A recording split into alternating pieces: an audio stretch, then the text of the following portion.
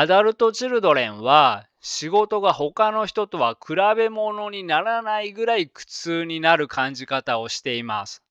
特に新しい職場に入ったばかりの頃は、職場に行くのが嫌で嫌で仕方がないかもしれません。嫌で嫌で仕方がない時間というのはなかなか過ぎません。また、その嫌な時間がやっと終わると、仕事以外の時間はあっという間に過ぎます。だから家にいる時間はあっという間に過ぎ、朝が来ることに怯えているのに、すぐに翌日になってしまいます。人生での体感時間は嫌で嫌で仕方のない仕事の時間ばかりということです。これでは憂鬱になるし、人生は地獄です。こんにちは、自分探しイズムです。私はアダルトチルドレンについての電子書籍作家で、現在のところ5冊中2冊でベストセラー1位を獲得しました。興味のある方は読んでみてください。概要欄にリンクを貼っておきます。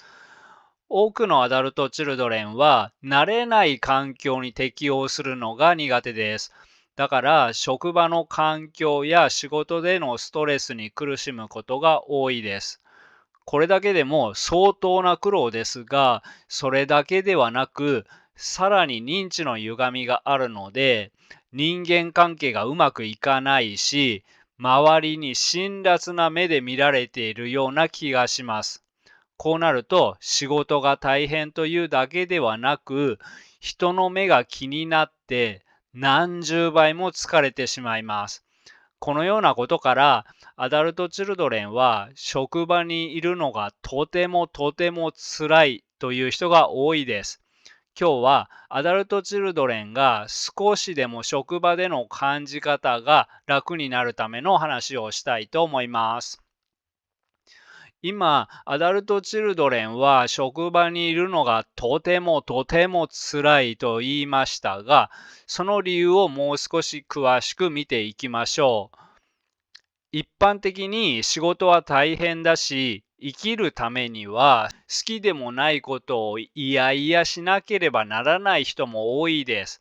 そうであれば仕事が辛いのは当たり前ですが、多くのアダルトチルドレンが感じる仕事が辛いというのは、この一般的な感じ方とは違います。例えば、アダルトチルドレンは気づいている人といない人といますが、無意識で周りの人は敵と感じています。これはアダルトチルドレンの特徴の一つです。これを簡単に説明すると、子供をアダルトチルドレンにする親というのは、大体において心が未成熟です。親が心が未成熟で自己中心的であれば、子供の気持ちを汲むより自分の欲求を満たすことが優先されます。だから、子供が仕事を増やすとイラッとするし、子供がうるさいとイラッとするし、子供が親である自分に対して怒っているとイラッとします。このような愛情のない親というのは、子供から見たら心理的には敵です。一番味方であるはずの親が敵なのだから、子供は人は敵と感じる脳になっておかしくありません。そして、人は子供の頃にしていた感じ方を大人になっても感じ続けます。だから多くのアダルトチルドレンは大人になっても周りの人をみんな敵と無意識で感じています。周りの人は敵と感じている人と周りの人は味方と感じている人では、例えば新しい職場に入った時の気持ちが全然違います。周りは敵と感じている人はガッチガチに緊張し身構えます。こうなると、ただ仕事が辛いだけではなく、誰かと一緒にいるということの辛さが加わります。そして、これがとても大きいです。また、心が未成熟で自己中心的な親の中には、あれしなさい、これしなさい、なんでそんなこともできないんだと、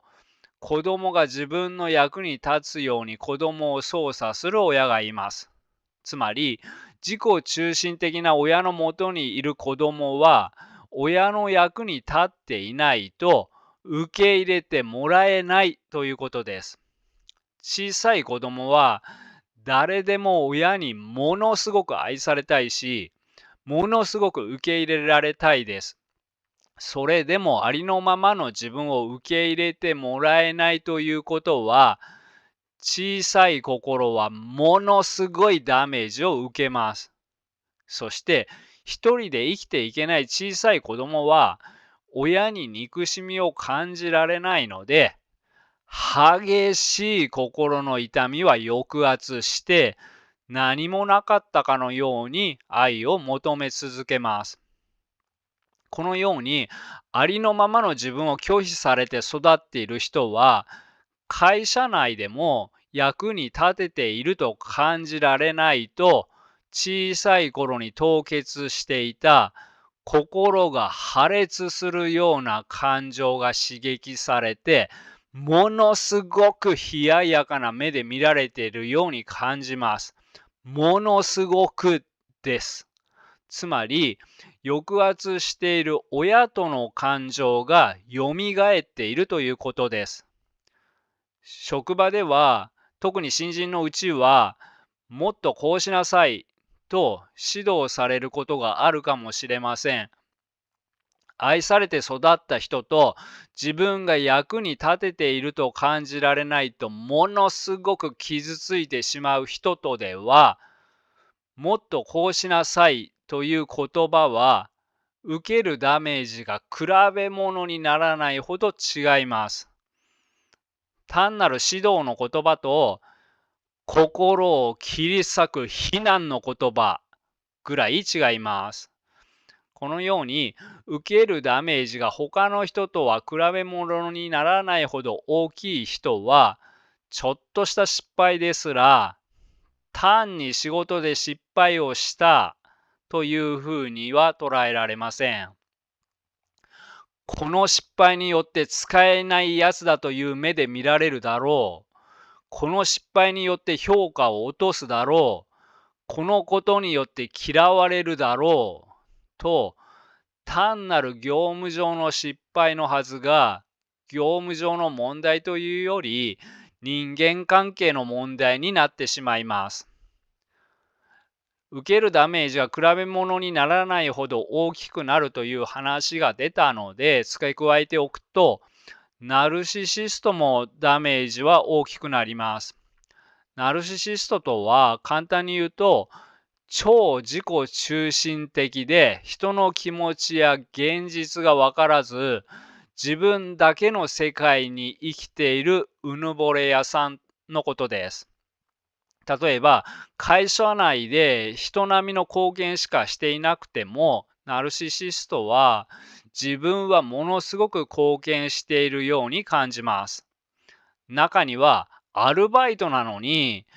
この店は俺が回していると本気で思っているような人もいます。このように自分はすごいことをしていると感じていれば、もっと俺をこう扱えという気持ちが出てきますが、現実としては大して貢献していないので、そのようには扱ってもらえません。こうなると、日常の何でもないことでも大きなダメージを受けます。もっと俺をこう扱えという感じ方は、ナルシシストだけではなくて、心が成長していないために甘えた思考をしている人もしています。つまり、心が成長していない人も仕事が余計に辛く感じます。例えば、甘えた思考をしている人は、もっと私を丁寧に扱って、もっと特別扱いをして、もっと優しく教えてという気持ちが強いです。このような気持ちが強ければ強いほど、ちょっとそうならないだけで深く傷つきます。だからなおさら、もっと私を丁寧に扱って、もっと特別扱いをして、と要求するようになります。愛されずに育ったために甘えている人は、愛情を渇望しているために愛を求めているだけなので、悪い人ではありませんが、このような甘えは周りの人の理解を得られません。周りは何甘えてんだと感じるので、気をつけていないと嫌われてしまいます。このような人はこれだけではなくて思考が全部甘えているので、他にもいろいろ普通の人より辛くなる思考をしています。例えば、自分だけは苦労したくない。自分だけは楽をしたい。自分だけは子供のようにいつも手を差し伸べてもらえるのが当たり前と強く強く感じていたりします。これも愛を求めているだけですが、このように感じていれば、ちょっときつい仕事が回ってきただけで不公平だと感じ、ものすごく辛く感じます。ここでのポイントは、第三者が客観的に見ると、それほどひどいことが起きていない時にも強い怒りを感じ、辛く感じているということです。他にも甘えている人はよく指示待ち族になります。待ちの姿勢でいるのも仕事を余計に辛いものにしています。やりたくないことを上司の命令でやらされるから、些細なことでも辛く感じてしまいます。このように、アダルト・チルドレンは仕事が他の人とは比べ物にならないぐらい苦痛になる感じ方をしています。特に新しい職場に入ったばかりの頃は、職場に行くのが嫌で嫌で仕方がないかもしれません。嫌で嫌で仕方がない時間というのはなかなか過ぎません。また、その嫌な時間がやっと終わると、仕事以外の時間はあっという間に過ぎます。だから家にいる時間はあっという間に過ぎ、朝が来ることに怯えているのに、すぐに翌日になってしまいます。人生での体感時間は嫌で嫌で仕方のない仕事の時間ばかりということです。これでは憂鬱になるし、人生は地獄です。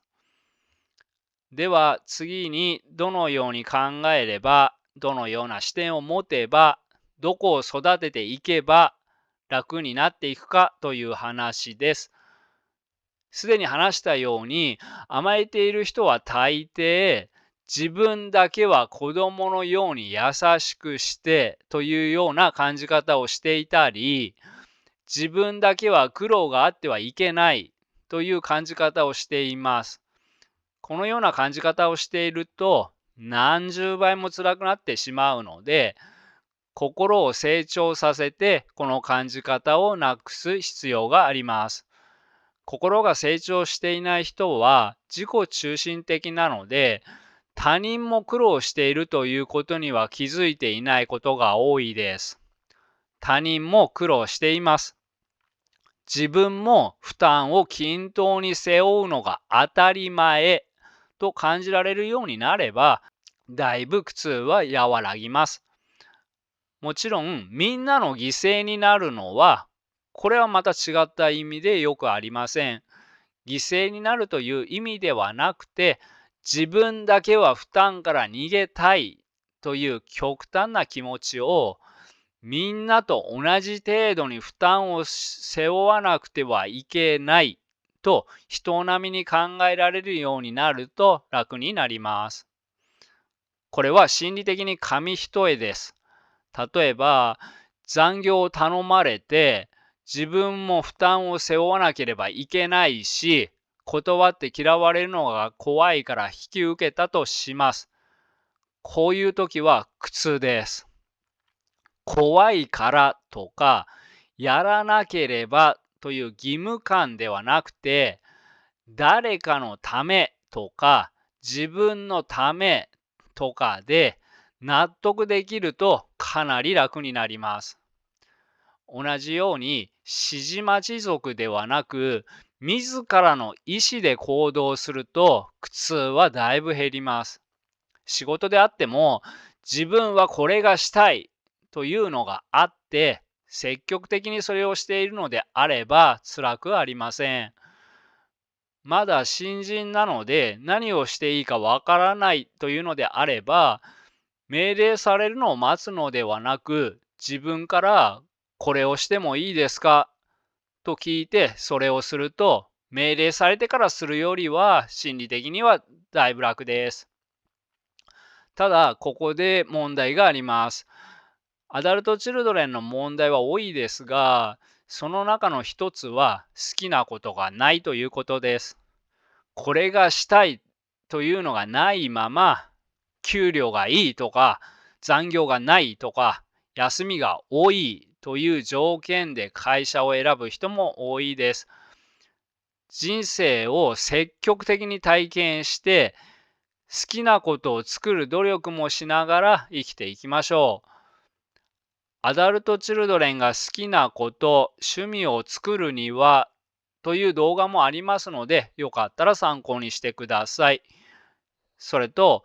好きなことだけではなくて、好きな人を作ることも大切です。嫌いな同僚、嫌いな上司、嫌いな部下と働いていると、それだけで仕事内容とは関係なく余計に辛く感じます。コミュニケーションを取ることも大切です。そうは言っても、すぐに心は成長しないし、すぐに好きなことはできないし、アダルト・チルドレンはコミュニケーションが苦手な人がとても多いです。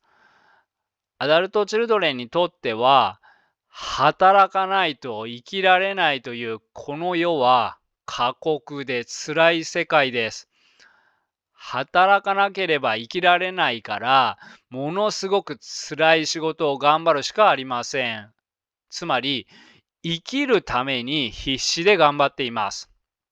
でも、この思考だと、切羽詰まっているというか、追い詰められて余裕がないので、なおさら辛くなります。生きるために頑張るのではなくて、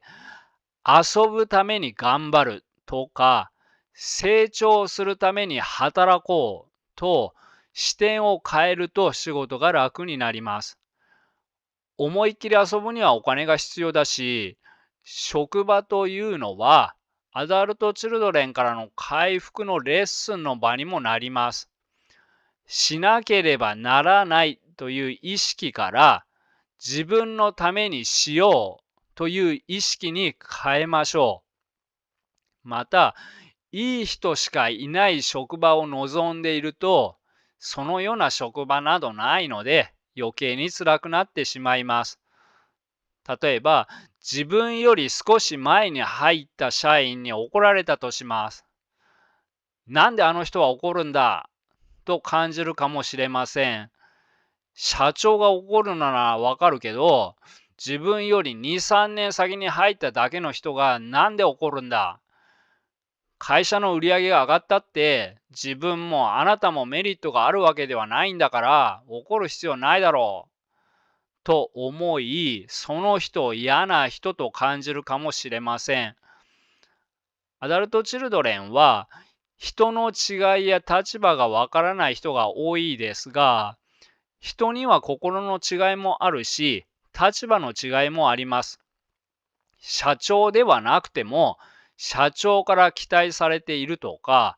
社長から任されているとか、どういう立場かはわかりませんが、立場の違いがあります。その立場だと怒る必要があるのかもしれません。ということは、自分が何年か後に違う立場になった時は、同じように新人に嫌な人だと思われるかもしれないということです。つまり、人それぞれ別の脳を持って別の立場で生きているので、たくさんの人が集まっていれば衝突はあって当たり前です。だから、その人が嫌で、今の会社を辞めて他の会社に行ったとしても、同じような嫌な人はどの会社にも必ずいます。これは大事なポイントです。自分だけは子供のように優しく指導してもらえるという環境は、会社を何度変えてもないということです。これは諦めるしかないです。アダルトチルドレンもいろんなタイプがいますが、回避タイプは自信のなさや不安とか恐怖を通して未来を想像するので、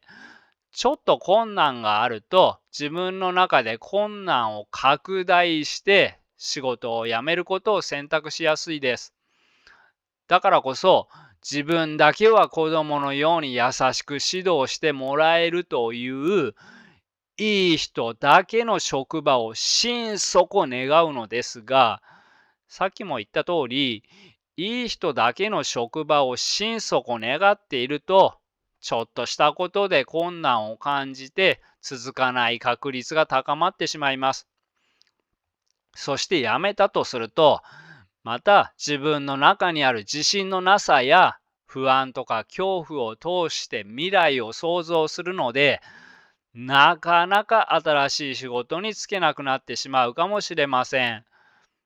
あるいは採用が決まっても、働く前に頭の中の想像だけで怯えて辞めてしまうかもしれません。このような人は、最初からいい人だけの職場などないと覚悟する必要があります。そして自分の中にある中核的な信念、例えば自分は劣っていて何もできない、自分は迷惑をかける存在、人はみんな辛辣で冷たいなどがないか自分を点検して、あるならそれを変えていく努力が必要です。とは言っても、アダルトチルドレンの症状や重症度などは人それぞれ違います。頑張れる人には頑張ってもらいたいですが、どうしても無理な人もいると思います。そのような人は、時には休むことも必要です。仕事が続けられない自分はダメ人間。そうではなくて、仕事が続かないイコールダメ人間と思ってしまう思考回路がダメなんです。なぜ続かないのか、心が成長していないのか、人が怖いのか、認知の歪みなのか、ただ単に怠け者なのか、など自分を分析して、その自分でできる仕事を探していくのも立派な生き方です。みんなができる仕事ができなくても、ただ単にそれができないということに過ぎません。それはあなたにある100万種類の価値の中の一つに過ぎません。100万分の1ができないだけで、人間としての価値がなくなるわけではありません。たった100万分の1です。100万分の1にこだわりすぎて病気になったり、心を壊したりするぐらいなら、やめて休憩するのも一つの選択肢だと思います。やめて遊ぶのではなくて、しっかり休んでから自分を育てていきましょう。自分を育てる前に、こうしなければいけない、こうならなければいけない、みんなと同じにならなければいけないという歪んだ親から受け継いだ価値観に従っていたら壊れてしまうかもしれません。強くなる必要がある人もいると思います。でも、その時期を考えることも必要です。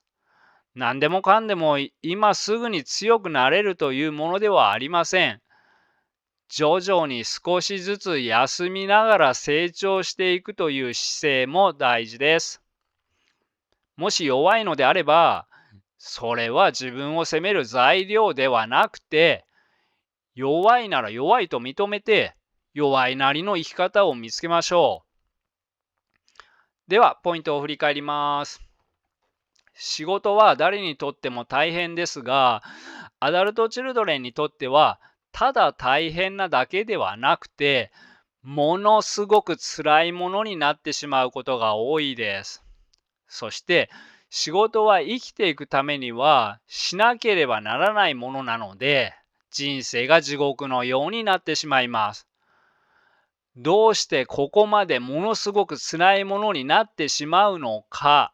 というと、一つはアダルトチルドレンは周りの人は敵という感じ方をしているからです。意識はしていなくても、無意識で周りの人は敵と感じているから、人の優しさを感じ取れないだけではなく、中立的な言葉を攻撃的な言葉のように感じてしまうことが多いです。また、アダルトチルドレンはありのままの自分を拒否されて育っているので、小さい頃に家庭内でひどく傷ついていることが多いです。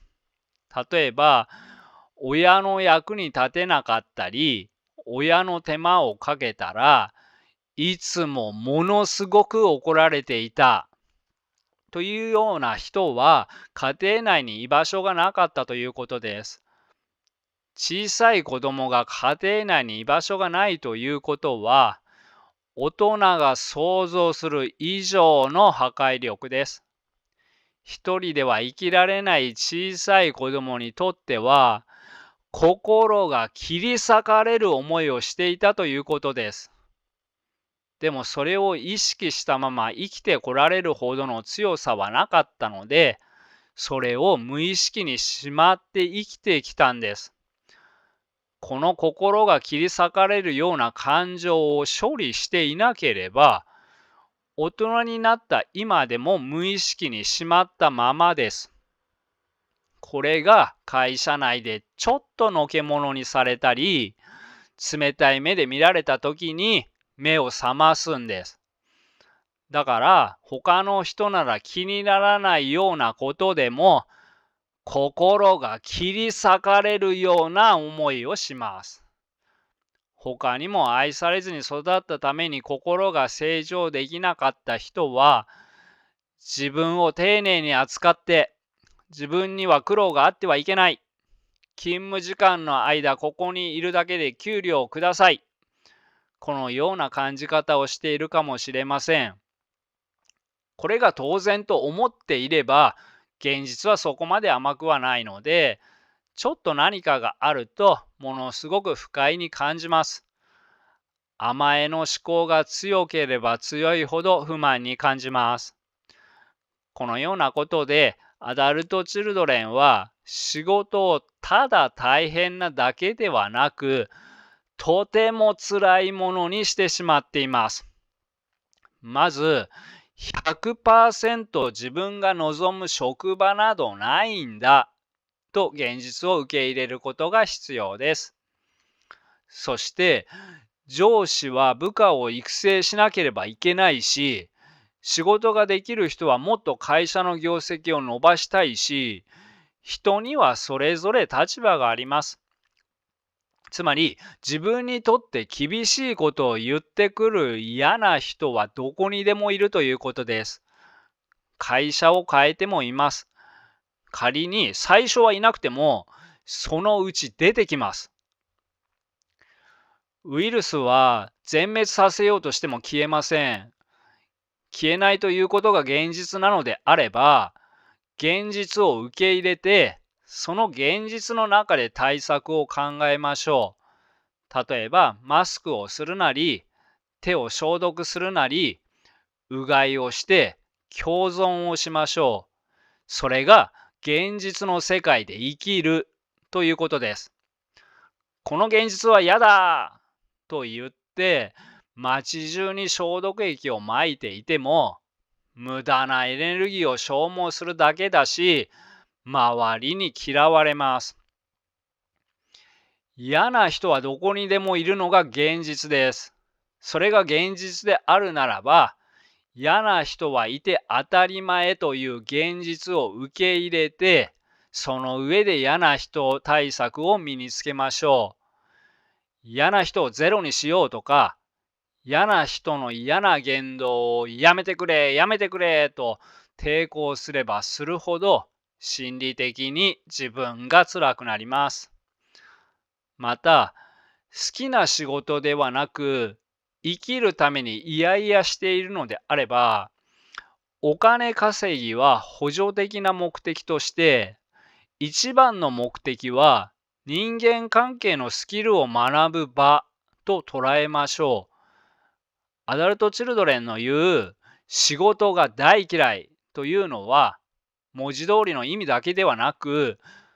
あの人と会うのが嫌だ、あの上司が嫌だ、冷たい目で見られるのが嫌だというのがメインです。仕事に行くのが憂鬱なのは仕事の内容よりも人間関係のせいということが多いです。なのに仕事を頑張ろうとしている人が多いです。仕事を頑張ることも大切ですが、それ以上にコミュニケーションを頑張ろうとしてみてください。失敗もあると思います。失敗があるのが現実です。失敗から学ぶつもりで、失敗することも念頭に置いておきましょう。アダルトチルドレンは心理的に成長したり、視野が広がって視点を変えられるようになると、苦労や辛さは目に見えて減っていきます。では、すぐにできることのコーナーですが、このコーナーは動画の一番最後にその日話した内容の中ですぐにできることを考えてから終わることにしています。今日の内容のすぐにできることは、ここまで辛く感じる原因を考えてみようということです。もういい年した大人なんだから頑張らなければいけない。辛いことにも耐えなければいけない。と自分に厳しくしてがむしゃらに頑張るより、ピンポイントに絞りましょう。つまり、そもそもなんでこんなに辛いのかということを考えてみましょう。この動画のテーマは、このような人は普通の人以上に辛く感じるということです。自分はどのような人なのかを理解しましょう。自分はこのような人だからこんなに辛く感じているんだ。自分が見ている世界とは違う世界があるんだと理解してほしいです。今まで話してきた中に思い当たることがあった方もいるかもしれません。例えば、自分は無意識で周りは敵と感じているので普通の人以上に辛く感じているとか、自分は親に役に立たないと激しく責められながら育ってきたから辛く感じているんだとか、自分は心が成長していないので甘えた思考をしているから辛く感じるんだと分かったら、そこを課題として取り組んでいきましょう。周りは敵と感じている人は、アダルトチルドレンは周りが敵という動画を、ありのままの自分を責められてきた人は、自己肯定感を育てようという再生リストを、愛されずに育ったために心が成長していない人は、甘えや依存心を克服しようという再生リストをそれぞれ参考にしてください。概要欄にリンクを貼っておきます。はい、最後までご視聴ありがとうございました。いつも見てくださっている方、高評価やコメントをくださっている方、応援してくださっている方、ありがとうございます。感謝しています。今後もアダルトチルドレンが生きやすくなるための情報を全力で配信していきます。応援してくださる方、仲間になってくださる方は、ぜひチャンネル登録をお願いいたします。では、仲間の皆さん、よかったら高評価、チャンネル登録をよろしくお願いいたします。バイバイ。